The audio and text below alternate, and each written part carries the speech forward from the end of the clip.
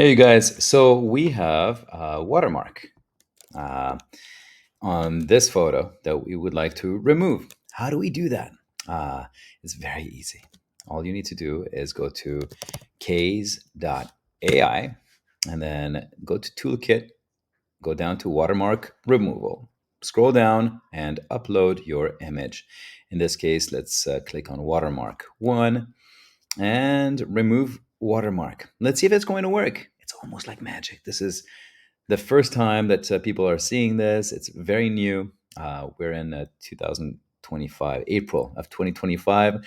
And so there's a wave of people who are now just finding out about this new technique of removing watermark. And look at that. How amazing is this?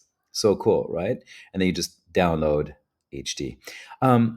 If we were to go back and try something that's a little bit more complicated with a whole bunch of different items showing up all through the picture. Let's see if it works. Okay, there's alami, a all over the place. Let's see if it works. Ready? Bam. Okay. Who thinks it's going to take care of it? If you think it's going to take care of it, click like on the video.